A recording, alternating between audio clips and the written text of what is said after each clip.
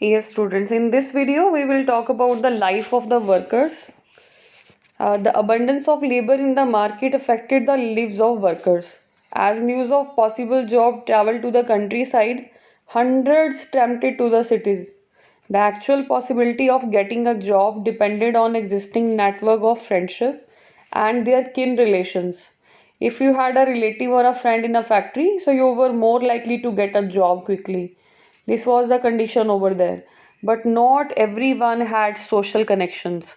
Many job seekers had to wait for the weeks, spending nights under bridges or in night shelters. Some stayed in night refuges that were set up by private individuals. Others went to the casual wards maintained by poor law authorities. So, seasonality of the work in many industries meant prolonged periods without work. After the busy season was over, the poor were on the streets again. So, this was the conditions of the weavers. Some returned to the countrysides after the winter when the demand for labor in the rural areas opened up in the places, but most looked for odd jobs, which till the mid 19th century were difficult to find. Wages increased somewhat in the early 19th century, but they tell us little about the welfare of the workers. Their average figures hide the variations between trades and the fluctuation from year to year. For instance, when prices rose sharply during the prolonged Napoleonic War, the real value of what the workers earned fell significantly. Since the same wages could now buy fewer things, but moreover, the income of workers depended not on the wage rate alone.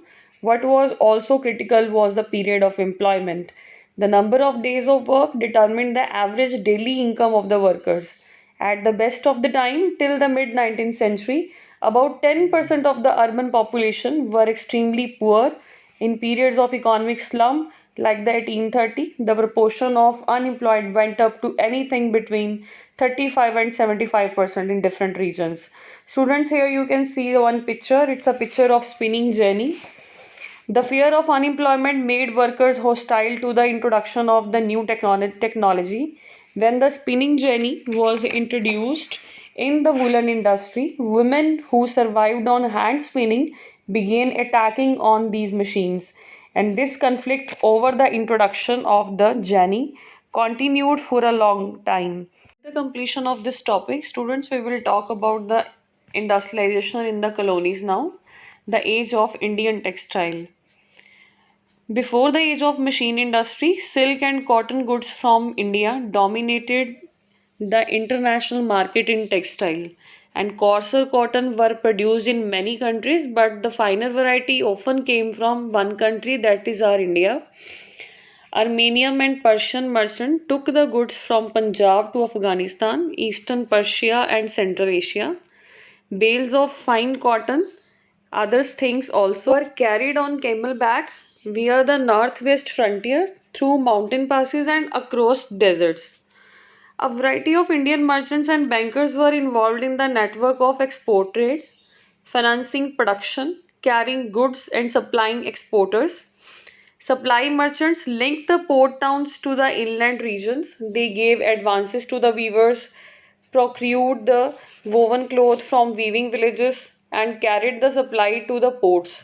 At the port, the big shippers and export merchants had brokers who negotiated the price and bought goods from the supply merchants operated inland. By the 1750, this network, controlled by Indian merchant, was breaking down. It was a very bad condition that time. The European companies gradually gained power, first securing a variety of concessions from local courts, then the monopoly rights to trade.